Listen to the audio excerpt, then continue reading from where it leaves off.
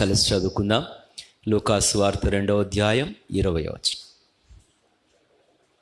అంతటా ఆ గొర్రెల కాపరులు తమతో చెప్పబడినట్టుగా తాము విన్న వాటిని కన్న వాటిని గూర్చి దేవుని మహిమపరచుచు స్తోత్రము చేయుచు తిరిగి వెళ్ళిరి. దేవుని మహిమపరచుచు స్తోత్రము చేయుచు తిరిగి వెళ్ళిరి. ప్రియ తండ్రి, మరొక పర్యాయం నీ వాక్యం యొక్క సందడి మా హృదయములలో చేయుమని ప్రార్థన చేస్తున్నాం. నీ వాక్యము నిశ్చయముగా మా యొక్క యథార్థ స్థితిని ఎరిగినదిగా, పరిశుద్ధాత్మ దేవుడే అక్కర కొలది మాకు లేఖనం పంచినట్లుగా సహాయం చేయండి.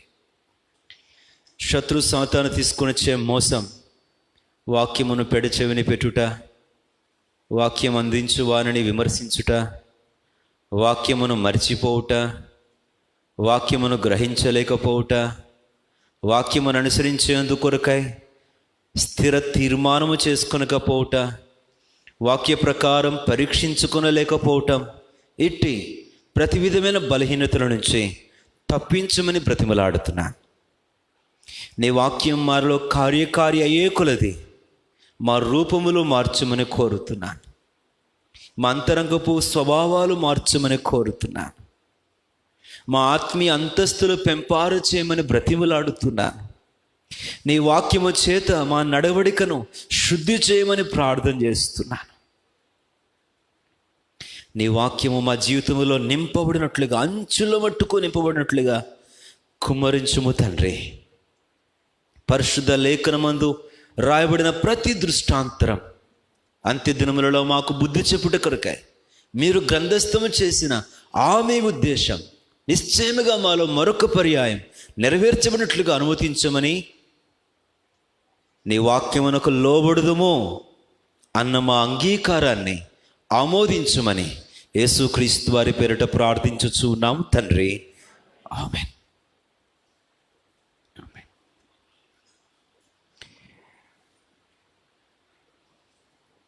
ఈ గొర్రెల కాపరులను గూర్చి క్రిస్మస్ దినాలలో పదే పదే చాలా రకాలుగా ధ్యానించుట, వారి అనుభవాలను నెమరు వేసుకోవటం సహజంగా జరిగే ప్రక్రియే.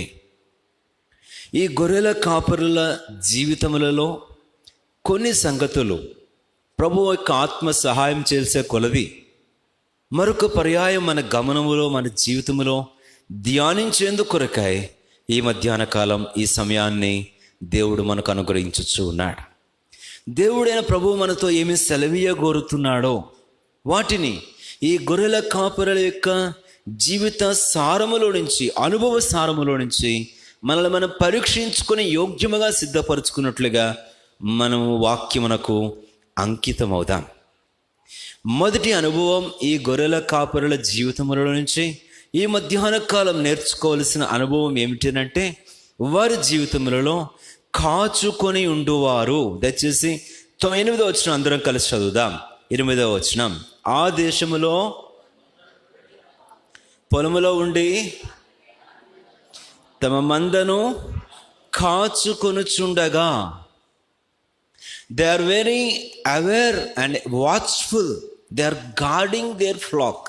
వారు తమ మందను కాచుకొనుచు ఉండుట, కావలి కాయుట లేక కాపు చేసుకొనుట, ఇది చాలా అమూల్యమైన మంచి లక్షణం.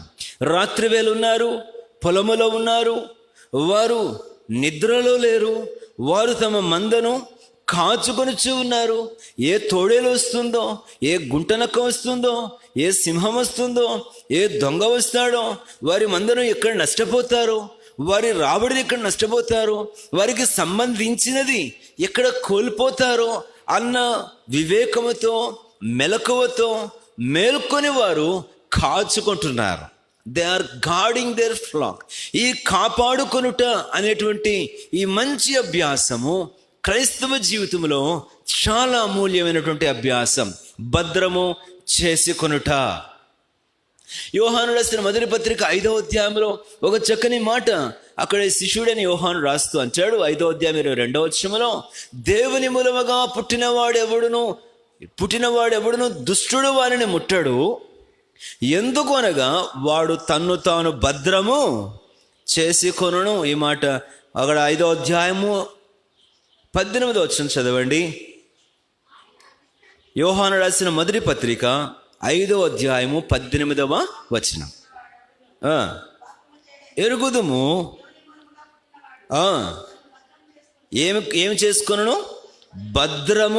తన్ను భద్రము చేసి కొనును గనుక దుష్టుడు వానిని ముట్టడు. మన ఆత్మీయ జీవితాలను కాచుకొనుట, మన ఆధ్యాత్మికమైనటువంటి ఆశీర్వాదాలను కాచుకొనుట, మన ఆత్మీయ జీవితంలో దేవుడు మనకు అనుగ్రహించినటువంటి వరములను తలాంతులను కాచుకొనుట, దేవుడు మనపై కుమ్మరించిన తన కృపను పోగొట్టుకొనుకుంటుట, వ్యర్థము చేసుకొనుకుంటుట, దేవుడు మనకు అనుగ్రహించిన శ్రేష్టమైన పదార్థములను కాపాడుకునుట. యూదా రాసిన పత్రిక, యోహాను రాసిన పత్రిక తర్వాత ఉంటుంది చూడండి. యూదా రాసిన పత్రిక 20-21 వచనాలు కలిసి ఉన్నాయి. దానిలో చివరి మాట నేను చదువుతున్నా, చివరి లైన్ చూడండి. దేవుని ప్రేమలో నిలుచున్నట్లు ఎలా ఉండండి? కాచుకునండి. ప్రభువు మీకు అనుగ్రహించిన, అపోస్తలుడైన పౌలు తిమోతితో అంటాడు, దేవుడు మీకు అనుగ్రహించిన శ్రేష్టమైన పదార్థమును కాపాడుకొనుడి. రండి, తిమోతికి రాసిన పత్రిక మొదటి పత్రిక 2వ పత్రిక 1వ అధ్యాయం 14వ వచనం. నీకు అప్పగింపబడిన మంచి పదార్థమును మనలో నివసించు పరిశుద్ధాత్మ వలన ఏమి చేయము? అంత మాత్రమే కాదు, మొదటి పత్రికకు రండి దయచేసి 5వ వచనం, 4వ అధ్యాయం, తిమోతికి రాసిన మొదటి పత్రిక 4వ అధ్యాయం 16వ వచనం. నిన్ను గూర్చియు నీ బోధన గూర్చియు జాగ్రత్త కలిగి ఉండుము, వీటిలో నిలకడగా ఉండుము. నీవిలాగు చేసి నిన్నును నీ బోధ వినివారిని నిన్నును సెల్ఫ్ గార్డింగ్. కనుక మనల్ని మనం సంరక్షించుకునే విషయంలో, భద్రపరుచుకునే విషయంలో, కాచుకునే విషయంలో, మన ఆత్మీయతను, మన ఆత్మీయ సంబంధమైన సంగతులను కాపాడుకునే విషయంలో ఎంత జాగ్రత్త కలిగి ఉండాలో. దుష్టుడు ముట్టకూడనట్లుగా, అపవాది దోచుకొనకూడనట్లుగా, మన పరిశుద్ధతను దొంగలించుకున్నట్లుగా, మన ఆధ్యాత్మికతను ఏమాత్రమో వాడు దొంగలించుకున్నట్లుగా దేవుని వాక్యం రాబడింది. ప్రకటన గ్రంథం 16వ అధ్యాయంలో, ఆయన ఎప్పుడు వచ్చునో ఆయన వచ్చే వరకు తన వస్త్రములను కాపాడుకునేవాడు ధన్యుడు. ఎన్నో అధ్యాయం, ఎన్నో వచనం? ప్రకటన 16 అనుకుంటున్నాను, దయచేసి చూడండి.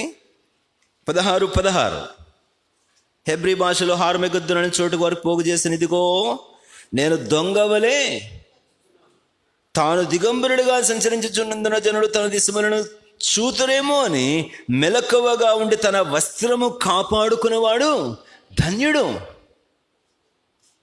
మలిన పడకూడనట్లుగా, డాగు పడకూడనట్లుగా తమ వస్త్రములను కాపాడుకునేవాడు ధన్యుడు. కనుక ప్రియులారా, మన ఆత్మీయ జీవితంలో ఒక్కసారి పరీక్షించుకుందాం. కాచుకొనుట, భద్రము చేసుకొనుట. ఇప్పుడు నేను అనేకమైన మాటలు మీకు చదివించాను. మీకు అనుగ్రహించబడిన హితబోధను కాపాడుకునుట, వస్త్రములను కాపాడుకునుట, నిన్ను నీవుగా కాపాడుకునుట, నీతిని కాపాడుకునుట, భక్తిని కాపాడుకునుట. ప్రసంగి గ్రంథములో 5వ అధ్యాయంలో ఒక మాట ఉంటుంది, నీవు దేవుని మందిరమునకు పోవునప్పుడు. చదవండి, ఏమని? ఎన్నో వచనమమ్మా? ప్రసంగి 5వ అధ్యాయం కదా, చదవండి. ప్రసంగి గ్రంథం 5వ అధ్యాయం ఎన్నో వచనమో? దేవుని మందిరమునకు పోయినట్లు అనాలోచనగా పలకకుండా నీ హృదయమును. 5వ అధ్యాయము 2వ వచనం అందరం కలిసి. ప్రసంగి 5:2, 558 పేజ్ నెంబర్. నీవు నీ దేవుని సన్నిధిని అనాలోచనగా పలుకుటకు నీ హృదయమును త్వరపడనీయక నీ నోటిని కాచుకొమ్ము. దేవుడు ఆకాశమందున్నాడు, నీవు భూమి మీద ఉన్నావు, కావున నీ మాటలు కొద్దిగా ఉండవలెను. విస్తారమైన పనిపాట్ల వల్ల స్వప్నము పుట్టును, పెక్కు మాటలు పలుకువాడు బుద్ధిహీనుడగును. ఆరో వచనం చదవండి అందరు కలిసి. నీ దేహమును శిక్షకు లోబరుచున్నంత పని నీ నోటి వలన జరుగనీయకుము. మన జీవితంలో కాచుకొనుట, మన హృదయములను కాపాడుకొనుట. సామెతల గ్రంథంలో ఎవరు చదువుతారో చూస్తాను నేను త్వరగా.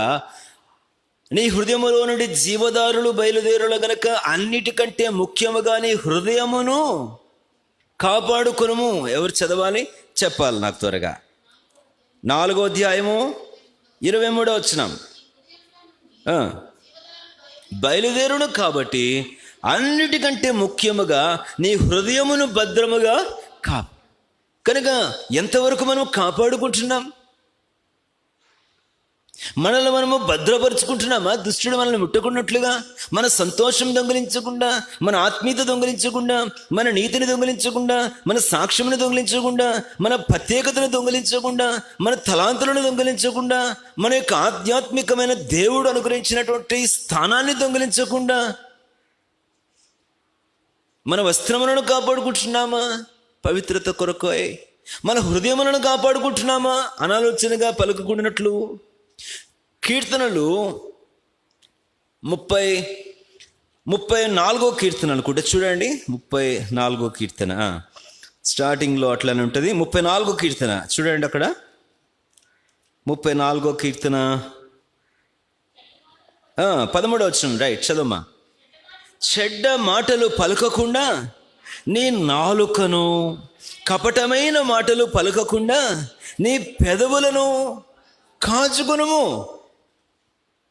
గొర్రెల కాపురుల యొక్క శ్రేష్ఠ లక్షణం ఏంటంటే రాత్రి వేళ వాళ్ళ పరమలా ఉండి వారు కాచుకొని చుండిరి. They are guarding, they are protecting. మన ఆత్మీయ జీవితంలో ఇది చక్కని మేల్కొలుపు మనకు అనుగ్రహించునుగాక. ఈ గొర్రెల కాపురులు మన యొక్క ఆత్మీయ మేల్కొలుపును తట్టి వారు మనతో పలుకుదురుగాక. దేవుడు మనకి ఈ మధ్యాహ్నకాలం సెలవిస్తున్న సంగతి, దుష్టుడు నీ జీవితమును ముట్టకున్నట్లుగా, నీ ఆత్మీయతను, నీ సంతోషాన్ని దొంగిలించుకున్నట్లుగా కాపాడుకునుము, కాచుకునుము. ఇదెంత అద్భుతమైన ఆత్మీయ అభ్యాసము మన జీవితంలో వంట పట్టించుకోవాలి. నిత్యం ఈ శ్రద్ధలో, ఈ మెలకువలో, ఈ తలంపులో మనలో మనము ఉంచుకున్నట్టు కొరకే దేవుడట్టి కృపను మనకెల్లరికీ దయచేయనుగాక. దేవా నాకు నీ కృప దయచేయి. ఎక్కడ నేను కాచుకొనలేకపోయాను, కాపాడుకొనలేకపోయాను, అది నా వస్త్రమును కానీ, అది నాకు నీవు ఇచ్చినటువంటి హితబోధన కానీ, నీవు నాకు అనుగ్రహించిన ఆత్మీయమైనటువంటి వరమును కానీ, నీవు నాకు అనుగ్రహించినటువంటి ఆ హృదయమును కానీ, ఆ పెదవులను కానీ, నా ఆత్మీయ జీవితాన్ని ఎక్కడ కాచుకొనలేకపోయానో దాని కొరకే క్షమాపణ కోరుతున్నాను. దుష్టుడు ముట్టిన కారణం చేత నా ఆత్మీయ సంతోషాన్ని కోల్పోయాను. ఒకరోజు ఒక సహోదరుడు ఆరాధన అయిపోయిన తర్వాత మందిరంలో చెప్పుల స్టాండ్ పక్కన అశోక చెట్లు ఉండేవి. అక్కడ కూర్చొని వెక్కి ఏడుస్తున్నాడు. అందరం సువార్తకు బయలుదేరుతున్నాము, సైకిల్కి మైక్ గడుతున్నాము, ఆ బ్యానర్ క్లాతులు ఒంటి మీద వేసుకుంటున్నాము, సువార్త పుస్తకాలు బ్యాగులో సర్దుకుంటున్నాము. కానీ ఆ బ్రదర్ అక్కడే కూర్చొని ఏడుస్తూ ఉన్నాడు. ఇంతలోగా ఒక పెద్ద ఆయన బయటకు వచ్చి, ఏంటి తమ్ముడు రావా సువార్తకి అని అంటే, రాను అంకుల్ మీరు పదండి అంటున్నాడు. అదేమయ్యా ఏడుస్తున్నావు, ఏమైంది అని అంటే, ఆయన చెప్పిన కారణం నాకు ఈనాటికి సుమారు నాకు తెలిసి 20 సంవత్సరాలు దాటింది ఆ సంగతి జరిగి నాకు ఈరోజు జ్ఞాపకం వస్తుందన్నమాట. ఆ సోదరుడు ఏమంటో తెలుసా, ఈరోజు ఆరాధించవచ్చు ఉన్నప్పుడు ఆరాధనలో నిజంగా నాకు సంతోషం లేకుండానే ఆరాధన చేసావుగా, ఆరాధన చేశాను, అందరూ ఆమెను చెప్పారు. మరి ఏం లేదు, అంతరంగంలో సంతోషము నిజంగా లేదు. చేశాను చేయడానికి, కానీ లోపల ఎక్కడో ఆ వెలితి, కొరత, ఎండిన స్థితి కనబడింది. అదే పరీక్షించుకుంటున్నాను అంకుల్, ఎక్కడో కోల్పోయాను. ఈ వారంలో ఎక్కడో నేను ఆత్మీయత కోల్పోయాను. నిజంగా ఈరోజు ఆ సహోదరుడు నందిగామలో మంచి సేవకుడయ్యాడు. ఆ రోజు చదువుకునే రోజులు అవి. అయితే ఈరోజు దేవుడు మంచి సేవకునిగా చేస్తున్నాడు. నేను జ్ఞాపకం చేసుకున్నాను, ఎందుకంటే తన మనస్సాక్షి తనకు గదిస్తుంది. నిజమైన సంతోషం కోల్పోయాను, ఎక్కడో శత్రువు దాన్ని దొంగిలించాడు, కారణం ఎక్కడో కాపాడుకోలేకపోయాను. నా పాదములను కాచుకొనలేకపోయానా, నా చేతులను కాచుకొనలేకపోయానా, నా హృదయాన్న, నా నాలుకన, నా తలంపున, నా వస్త్రమున ఆ చక్కని జ్ఞానము ఎంతైనా అమూల్యం. రండి లూకాసు వార్త 2వ అధ్యాయం 2వ తలంపుకు వెళ్దాము. ఈ గొర్రెల కాపురుల యొక్క 2వ అనుభవం. 9వ వచనం చదవండి. మొదటిది కాచుకొనిన వారు, 2వది భయపడిన వారు. చదవండి. ప్రభువు దూత వారి యొద్దకు వచ్చి నిలిచెను. ప్రభువు మహిమ వారి చుట్టూ, వారు మిక్కిలి భయపడిరి. వారు మిక్కిలి భయపడిరి. దేవుని దూత అన్నాడు, భయపడుకుడి అని అన్నాడు. ఇక్కడ నేను ప్రభు యొక్క ఆత్మచేత ఒప్పించబడుతున్నటువంటి సంగతి ఏంటంటే, క్రైస్తవ జీవితంలో నేను గడిచిన 2 వారాల క్రితం జ్ఞాపకం చేస్తాను. దేనికి భయపడకూడదు అనే సంగతులు మీకు జ్ఞాపకం చేశాను. దేనికి భయపడకూడదు?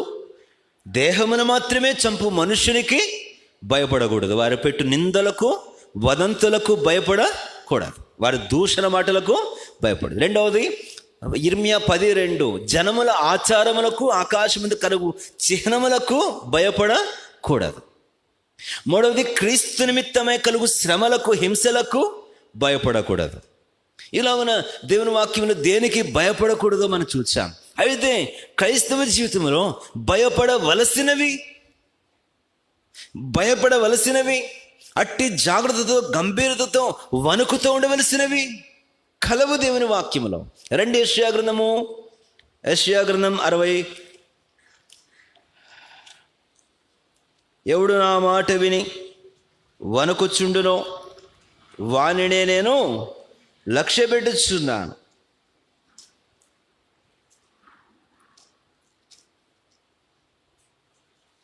66:2, యెషయా 66:2.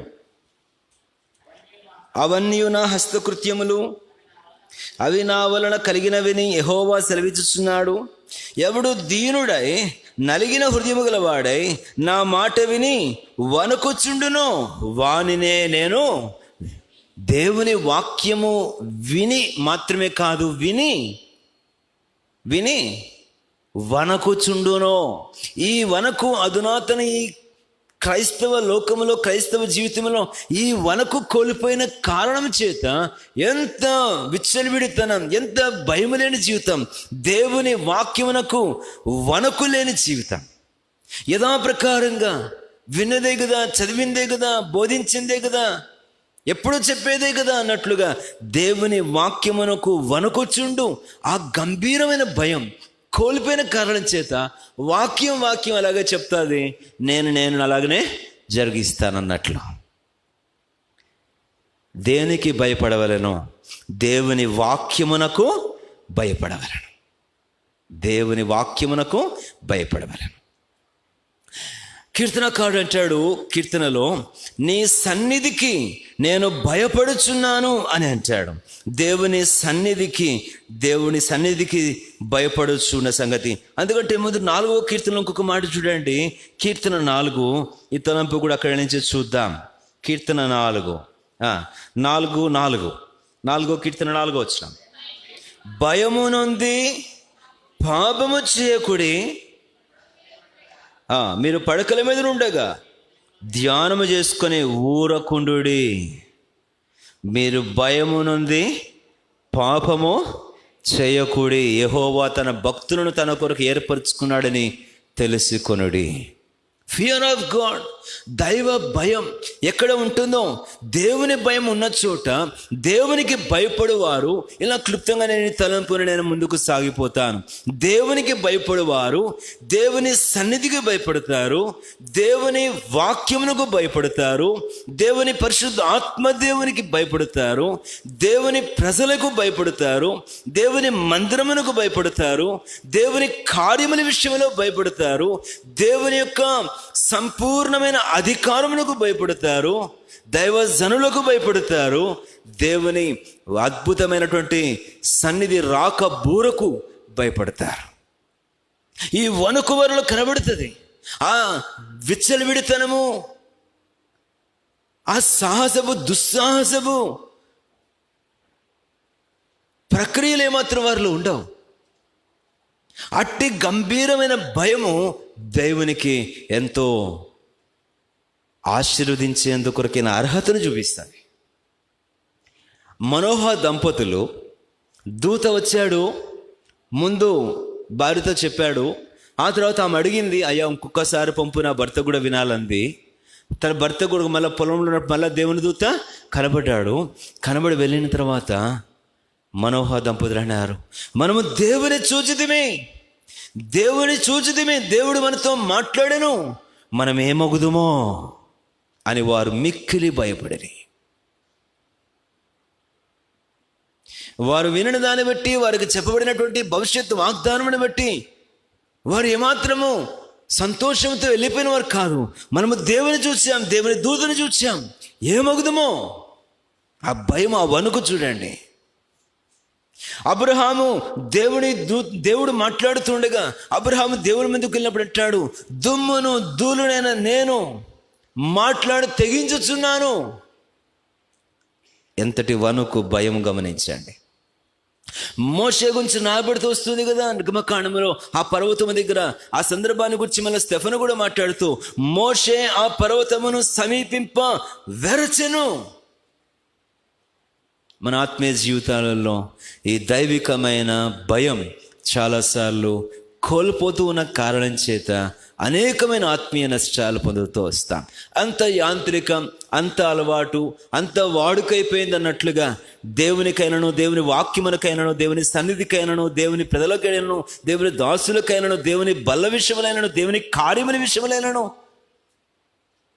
దేవుని పని విషయములైనను ఎక్కడ భయము కోల్పోతున్నామో మరి జ్ఞాపకం చేస్తాను. వారి చుట్టూ మహిమ ప్రకాశించినందున వారు మిక్కిలి ఎందుకు భయపడుతున్నారు? ఇది దైవిక సువార్త 2వ అధ్యాయము. ఈ గొర్రెల కాపరులు వారి జీవితంలో వారు చూపించిన అద్భుతమైనటువంటి మాదిరి మన జీవితములలో కనపరచడానికి ప్రయత్నం చేస్తే రండి, 15వ వచనం చదవండి. 3వ మాట జ్ఞాపకం చేస్తాను వారిని గూర్చి. ఆ దూతలు తమ యొద్ద నుండి పరలోకమునకు వెళ్ళిన తరువాత, చదవండమ్మా, జరిగిన ఈ కార్యమును ప్రభువు మనకు తెలియజేయించి ఉన్నాడు. మనము బెత్లెహేము వరకు వెళ్ళి చూతము రండి అని ఒకనితో ఒకడు చెప్పుకొనిరి. 3వ లక్షణం వారిలో ఉన్నటువంటి ఒక మంచి ప్రాక్టికల్ ట్రూత్ ఏంటంటే, దే ఎంకరేజ్డ్ ఈచ్ అదర్. వారు పురుకొల్పుకున్నవారు, ప్రోత్సహించుకున్నవారు. ఒకరినొకరు ఏం చేస్తున్నారండి? రండి, వెళ్ళి చూతము, దేవుడేమి సెలవిచ్చాడో, ఏమి తెలియజేశాడో దానిని చూచుటకు మనము వెళ్ళుదము రండి అని ఒకరితో ఒకడు చెప్పుకొని అని ఈ మాటలోనే they are stirring one another. వారు ఒకరిని మరొకరు ఈ శ్రేష్టమైన సంగతి కొరకై పురుకొల్పుకుంటున్నారు, ప్రోత్సహించుకుంటున్నారు. 10వ అధ్యాయము 24-25 వచనాలు. హెబ్రీ 10:24-25 వచనాలు. దయచేసి అందరం కలిసి చదువుదామా?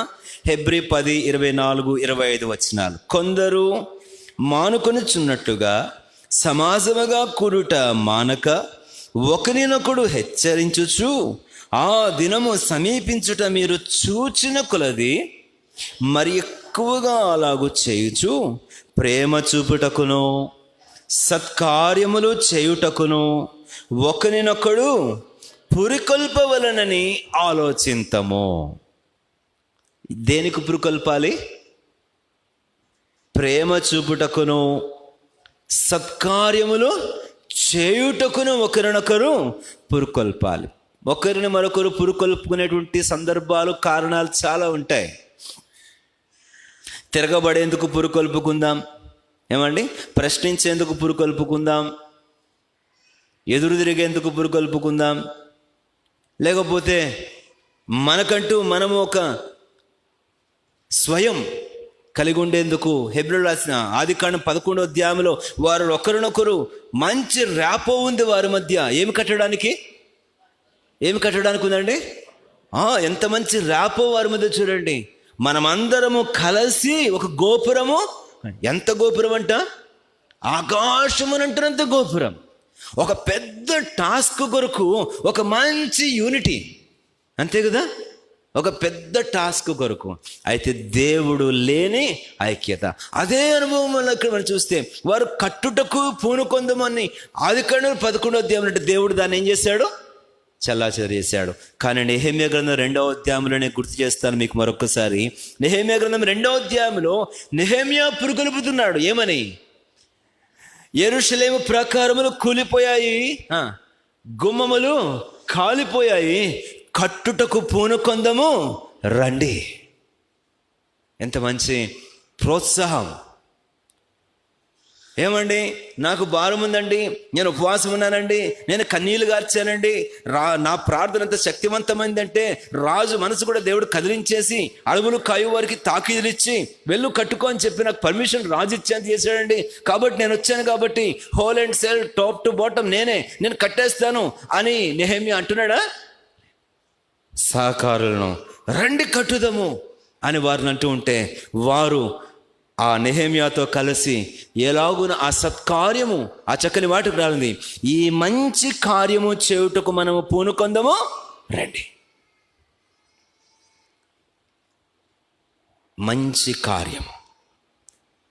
దావీదు ఒక సందర్భంలో అంటాడు, మనము దేవుని మందిరమునకు వెళ్ళుదమని జనులు నాతో అనినప్పుడు నేనెంతో సంతోషించాను. అదే దావీదు ఇంకో చోటు అంటాడు, నేను దేవుని మందిరమునకు వారిని తీసుకుపోయినటువంటి సంగతి తానే తీసుకెళ్ళాడంట. దేవుని మందిరానికి ప్రజలను దేవుని మందిరానికి తానే తీసుకెళ్ళిన సందర్భం కూడా దావీదు చూడండి. 42:4 పురుకొల్పుట, మంచి విషయములు, సత్కార్యముల కొరకు, దేవుని పని కొరకు, పరిచర్య కొరకు, సువార్త కొరకు ఎలా పురుకొల్పుకోవాలి. 4వ వచనం, జన సమూహముతో పండగ చేయుచున్న సమూహముతో నేను వెళ్ళిన సంగతి సంతోషము కలిగి స్తోత్రములు చెల్లించుచు నేను దేవుని మందిరమునకు వారిని నడిపించిన సంగతిని జ్ఞాపకము. తాను పురుకొల్పాడు ప్రజలను దేనికి? రండి దేవుని మందిరానికి వెళ్దాం, పదండి, అక్కడ దేవుని కీర్తిద్దాం, దేవుని స్తుతిద్దాం, దేవుని వాక్యం విందాం. జీవం గల దేవుని ప్రజలారా, ఈ గొర్రెల కాపరులు ఒకనితో ఒకడు చెప్పుకొనిది మనము వెళ్ళి చూతాము అని. They are encouraging each other for this great spiritual ministry. మన ఆత్మీయ జీవితాలలో ఇదే పురుకొల్పు, ఇదే ప్రోత్సాహం. మన వలన ఇతరులకు ఒక మంచి కార్యము చేయడానికి, ఒక అద్భుతమైన పరిచర్య చేయడానికి, ఒక ఆత్మీయమైన అభ్యాసము చేయడానికి, ఒక ఆత్మీయమైన పని కొరకై కలిగి ఉంటిమా ఒకరిని మరొకరు. ఇంకా దేవుని వాక్యం అనేకమైన సందర్భాలు జ్ఞాపకం చేసుకుంటే పురుకొల్పబడి ఒకరి చేత మరొకరు ప్రోత్సహింపబడి జరిగించిన పనులు. యెహోషువ గ్రంథం 1వ అధ్యాయంలో యెహోషువతో జనుల అధికారులు అందరూ వచ్చి అంటారు, యెహోషువ, నీతో దేవుడు చెప్పిన ప్రకారంగా మేము నీకు లోబడుటకు నీవు ధైర్యము తెచ్చుకొనుము, మోషేకు తోడైనట్లుగా ఆయన నీకును తోడే ఉంటాడని చెప్తూ మేము మోషేకు లోబడినట్లు నీకును లోబడి ఉందుము. ఇది యెహోషువకు పురుకొల్పు అంటారా, లేకపోతే అదేమన్నా నిరుత్సాహం అంటారా? చూడండి, యెహోషువ గ్రంథం 1వ అధ్యాయంలో మాట చదవండి. ఇప్పుడు నాయకత్వానికి నడిపించడానికి, యుద్ధాలు చేయడానికి, స్వాస్థ్యాలు పంచడానికి యెహోషువ ముందుకు వచ్చాడు. దేవుడు అతను ఏర్పరచుకున్నాడు. మోషే చూస్తే మోషే లేడు. ఇలాంటి సందర్భంలో ఆ నాయకులు ఎలా పురుకొల్పుతున్నారో, ఎట్లా ప్రోత్సహిస్తున్నారో చూడండి. 16వ ఎన్నో వచ్చినాము 1:17 16 అందుకు వారు, నీవు మాకు ఆజ్ఞాపించినది అంతయు మేము నీవు మమ్మును ఎక్కడికి పంపుదు అక్కడికి. ఎంత చక్కని ప్రోత్సాహం. తర్వాత మోషే చెప్పిన ప్రతి మాట మేము వినున్నట్లు నీ మాట విందుము. నీ దేవుడైన యెహోవా మోషేకు తోడై ఉన్నట్లు నీకును తోడైండును గాక. నీ మీద తిరగబడి నీవు వారికి ఆజ్ఞాపించే ప్రతి విషయంలో నీ మాట వినని వారందరూ మరణ శిక్ష నందుదురు. నీవు నిబ్బరము కలిగి ధైర్యము తెచ్చుకొనవలెనని యెహోషువకు ఉత్తరము ఇచ్చేది. ఒక క్రొత్త బాధ్యత భుజాల మీదకు వేసుకున్నటువంటి ఒక యవ్వన నాయకుడు యెహోషువకు ఎప్పటి నుంచో ఉన్నటువంటి ఆ పాత మోషే కాలం నుంచి ఉన్నటువంటి ఆ పెద్దలు. అంటే ఇప్పుడు ఎవరు జూనియర్ ఎవరు సీనియర్ అండి? ఎవరు జూనియర్ ఎవరు సీనియర్? ఆ పెద్దలేమో సీనియర్సు, ఈ నాయకుడేమో యెహోషువేమో వాడికి జూనియర్. కానీ ఇప్పుడు వారు ఏమంటున్నారు? మేము మోషేకు లోబడి ఉన్నాం, ఒకప్పుడు ఆయన లీడర్షిప్లో ఉన్నాము, ఇప్పుడు నీ లీడర్షిప్లో కూడా, నీ నాయకత్వంలో కూడా మేము అలాగే వింటాము. ఏమయ్యా నువ్వు నిన్నగాక మొన్న వచ్చావు, మొన్న కదా బయలుదేరింది నువ్వు. మేము మోషే దగ్గర గోత్రకర్తలుగా నాయకులుగా ఏర్పరచబడినప్పుడు నువ్వేం చేస్తున్నావు? మోషే చేతుల మీద నీళ్లు పోస్తున్నావు అంతేగా. ఇప్పుడు నువ్వు నాయకుడు అయితే మేము మళ్ళీ నీకు లోబడడం అంటే ఇలా? మేము నీకంటే సీనియర్స్ అన్నారా? మేము నీ మాట విందుము మోషే విన్నట్లుగా. నువ్వు నిబ్బరమ కలిగి ధైర్యం తెచ్చుకో. అందములమున ఆ చక్కని సత్కార్యము చేటు కొరకే వారు పురుకొల్పిన కారణాన యెహోషువ బయలుదేరాడు, గొప్ప యుద్ధాలు జరిగించాడు, సూర్యుని ఆపేశాడు, చంద్రుని ఆపేశాడు, ప్రాకారాలు కూల్చేశాడు, యోర్దాను పాయలైపోయింది, స్వాస్థ్యములు వారికి అందరికీ పంచి ఇవ్వగలిగాడు. ఎంత దివ్యమైన సంగతి! దేవుని బిడ్డలారా, మన జీవితంలో ఈ శ్రేష్టమైన సత్కార్యముల కొరకైన పురుకొల్పు ఒకరినొకరు కలిగి ఉన్నప్పుడు, దైవికమైన సంగతుల కొరకైన ప్రోత్సాహం మనం చేసుకున్నప్పుడు ఎంత దివ్యమైన సంగతి! హెబ్రీ 11లో మనం 12 మీరు చదివిన మాట మర్చిపోవద్దు. 11లో ప్రేమ చూపుటకును సత్కార్యములు చేయుటకును ఒకరికొకరము పురికొల్పు కొందము. 4వది లూకాసు వార్త 2వ అధ్యాయము. లూకాసు వార్త 2వ అధ్యాయం. ఈ గొర్రెల కాపురుల్లో ఉన్న చక్కని లక్షణం 17వ వచనం అందరం కలిసి. 17వ వచనం. వారు చూచి ఈ శిశువును గూర్చి తమతో చెప్పబడిన మాటలు ప్రచురము చేసిరి. ఈ చక్కని ఆత్మీయ అనుభవం 4వదిగా ప్రచురము చేసిన వారు లేక ప్రకటించిన వారు. తమను తాము కాచుకున్నవారు, ఆ దూతల మిక్కిలి ప్రకాశమునకు వనకును భయమును కలిగిన వారు, వారు అద్భుతంగా వారి జీవితములో ఈ శ్రేష్టమైన పురుకొల్పును ప్రోత్సాహమును ఒకరికొకరు కలిగి ప్రోత్సాహపరుచుకున్నవారు. 4వదిగా ప్రకటించిన వారు లేక ప్రచురము చేసిన. ఈ శిశువును గూర్చి వారి స్లోగన్ ఒకటే, వారి మోటో ఒకటే, వారి తాత్పర్యం, వారి సారాంశం, వారి లక్ష్యం అంతా ఒకటే. తమ్ముని గురించి తమ్ము ప్రచురము చేసుకున్నట కాదు, ఆ శిశువుని గురించి ప్రచురము చేయడం. తమను గురించి తాము చెప్పుకోవడానికి కాదు, ఆ ప్రభువైన యేసుక్రీస్తుని గురించి వారు ప్రకటించడమే ఈ గొర్రెల కాపులకున్న ఏకైక లక్ష్యం. దేవుడు ఏవి వారికి తెలియజేయించనో, దేవుడు వారికి ఏ మాటలు చెప్పానో వాటన్నిటినీ కూడా ఇతరులకు ప్రకటించడం, ప్రచురము చేయటం. ఆ తర్వాత మాట చూస్తారు, ఒక్కసారి చదవండి 18వ వచనం కూడా. గొర్రెల కాపరులు తమతో చెప్పిన సంగతులను విన్నవారందరూ మిక్కిలి. కానీ ఈ గొర్రెల కాపరుల మాటలు వింటున్నటువంటి శ్రోతలు ఉన్నారు. వారేనా జనులేనా విన్నది? మరియ కూడా విన్నది వీరు ప్రచురం చేసిన సంగతి, ప్రకటించిన సంగతి. ఆమె హృదయంలో భద్రం చేసుకుంది. ఎంత అద్భుతం! తాము విన్న వాటిని, కన్న వాటిని గురించి ప్రచురము చేయుట, ప్రకటన చేయుట. ఇదే మాటలు ఇంకొక 2 సందర్భాలు మీకు గుర్తు చేస్తాను. ఏమిటది? విన్న వాటిని, కన్న వాటిని గూర్చి అనే మాట. ఏమండి? వారు ఏం ప్రచురం చేస్తున్నారు? వారు ఏమి దూతల నుంచి విన్నారో, వారు వెళ్ళి ఆ శిశువులు ఆ అక్కడ శాలలో ఏమి చూచారో వారు ప్రచురము చేస్తున్నారు, ప్రకటన చేస్తున్నారు. ఇదే పని, ఇదే గొర్రెల కాపురులు చేసిన ఈ గొప్ప ప్రకటన, ఈ గొప్ప ప్రచురమే అపోస్తలుల కార్యముల గ్రంథం 3వ అధ్యాయంలో వారును చేశారు. ఈరోజు మనమును అదే ప్రకటన చేయవలసిన వారమై ఉన్నాం. అపోస్తలుల కార్యముల గ్రంథం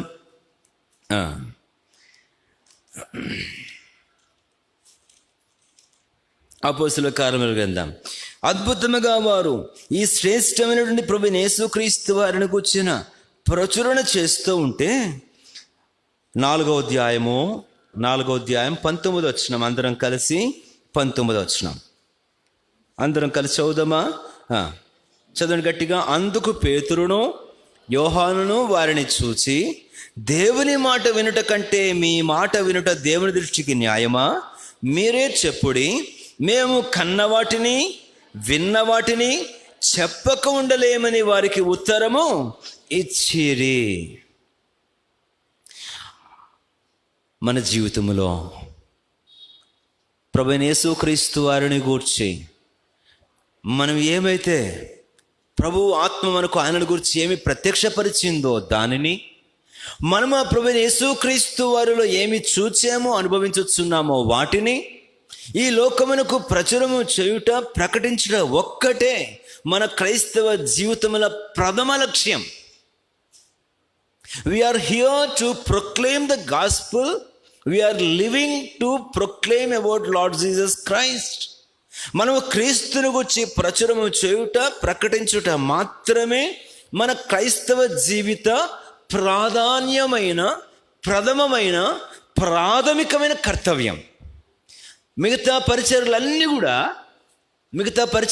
కూడా ఆ తర్వాతే. మిగతావన్నీ కూడా ఆ తర్వాతే. రక్షించబడిన ప్రతి విశ్వాసి పోయి ఆయనను ప్రకటించడమే. ప్రకటించాలంటే సమూహంగా పోయి స్వార్థకు వెళ్తేనేనా? 4 10 మై కట్టుకొని సేవకుడితో కలిసి వెళ్ళినప్పుడేనా? ఇండివిజువల్ ఇవాంజలిజం, వ్యక్తిగత స్వార్థీకరణ ఎంత ప్రాముఖ్యం. ఆ యోహాను సువార్త 4వ అధ్యాయంలో సమరయ స్త్రీ ఒక గుంపుగా పోయి ప్రకటించిందా, లేకపోతే వ్యక్తిగా పోయి ప్రకటించిందా? ఎక్కడండి? వ్యక్తిగా పోయి ప్రకటించింది. అన్ ఇండివిజువల్ ఇవాంజలిస్ట్, ఒక వ్యక్తి సువార్త ప్రకటించిన. ఆ రథములో వెళ్ళిపోతున్న ఇథియోపియా దేశస్థునికి ఆ వధింపబడిన గొర్రె పిల్లని గురించి ఫిలిప్పుతో పాటు ఎంతమంది ఉన్నారు? లేక ఒంటిగా ఉండి ప్రకటించాడా? చెప్పండి. ఒంటిగా జర్నీలో తనతో పాటు ట్రావెల్ చేస్తూ ఆ జర్నీలో క్రీస్తుని గురించి సువార్త అందించాడు. మన విశ్వాస జీవితంలో క్రీస్తుని గురించి ప్రచురం చేసేది, ప్రకటించేది, మనం ఏది విన్నామో ఏది కన్నామో, ఇంకొక మాట దీనికి జోడిస్తాను నేను. ఏది విన్నామో ఏది కన్నామో అనేదానికి శిష్యుడైన యోహాను తన పత్రిక రాస్తూ యోహాను రాసిన మొదటి పత్రికలో మొదటి 2 వచనాలు ఇంకొక మాట దానికి జోడించాడు. ఏంటో ఆ మాట చెప్పండి చూద్దాం. ఈ 2 పదాలకు ఇంకొకటి ఎడిషన్గా యోహాను రాసిన మొదటి పత్రిక 1వ అధ్యాయం చూసారా? 2వ వచనం ఏమిటుంది? అది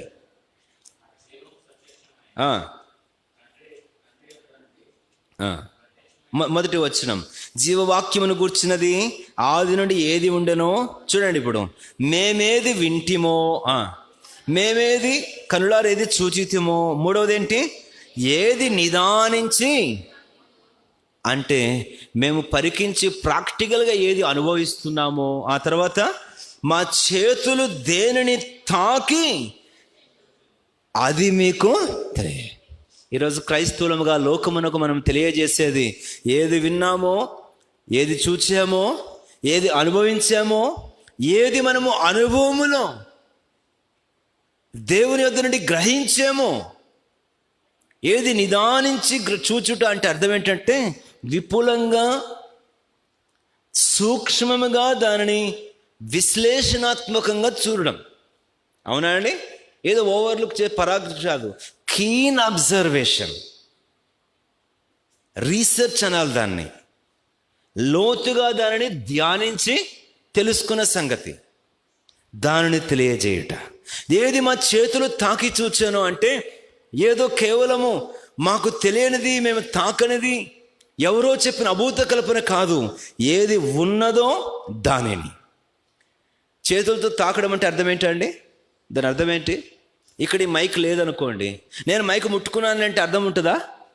ఉన్నది నేను తాకగలను, లేనిది నేను తాకలేను. అది యథార్థత. కనుక మన క్రైస్తవ అనుభవ జ్ఞానముతో క్రీస్తును ప్రచురించుట అన్నది ఎంత ప్రాముఖ్యమో చూడండి. ఏదో చదివిన దాన్ని బట్టి క్రిస్మస్ స్టోరీ వివరించడం కాదు, మన జీవితంలో అనుభవించిన అనుభవపూర్వకమైన జ్ఞానములో నుంచి క్రీస్తును ప్రచురించుట.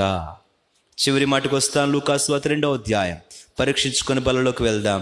లూకాసు వార్త 2వ అధ్యాయము చదవండి. 20వ వచనం. లూకా 2:20 చదమ్మా. గూర్చి దేవుని మహిమపరచుచు స్తోత్రము చేయుచు తిరిగి వెళ్ళిరి. మీరు ఇక్కడ జాగ్రత్తగా అర్థం చేసుకోవాలి. అంతటా ఆ గొర్రెల కాపరులు తమతో చెప్పబడినట్లుగా తాము విన్న వాటిని కన్న వాటిని గురించి దేవుని మహిమపరచుచు స్తోత్రము చేయొచ్చు. ఇతరులకు ప్రచురించడం ఎంత ప్రాముఖ్యమో అంతగా ప్రభువు మనకు తెలియజేయించిన వాటినిటిని బట్టి ప్రభువును మహిమపరచడం, ప్రభువుకు స్తోత్రమును తెలియచేయడం అంత యుక్తమైనటువంటి అనుభవం. ఈ 5వ మాటను గురించి మరింత అధికమైన విశ్లేషణ ప్రభు ఆత్మ దయచేసే కొలది మరొక పర్యామి జ్ఞాపకం చేస్తాను. మహిమపరచుట, ఏ రీతిలో దేవుని మహిమపరచాలి, ఏ ఏ సంగతులను బట్టి దేవునికి మహిమ చెల్లించగలం. నా ప్రియమైన దేవుని ప్రజలారా, ప్రభువు మనకు తెలియజేయించిన వాటన్నిటిని బట్టి, ప్రభువు మనకు ప్రత్యక్షపరిచిన వాటన్నిటిని బట్టి మనం ఇదే స్థాయిలో సంపూర్ణ వంతులో దేవునిని ఆరాధించగలుగుతున్నామా, స్తుతించగలుగుతున్నామా? ఆ చక్కని మాటలు కొన్ని మీరు అండర్లైన్ చేసుకోవాలని కోరుతున్నాను. మంచి మాటలు చూడండి. ఒక సంగతి, దేనికి దేవుని వారు స్తోత్రం చేస్తున్నారు, దేనిని బట్టి దేవుని మహిమపరుస్తున్నారు అనే మాటకు 15వ వచనం ఒకసారి చూడండి.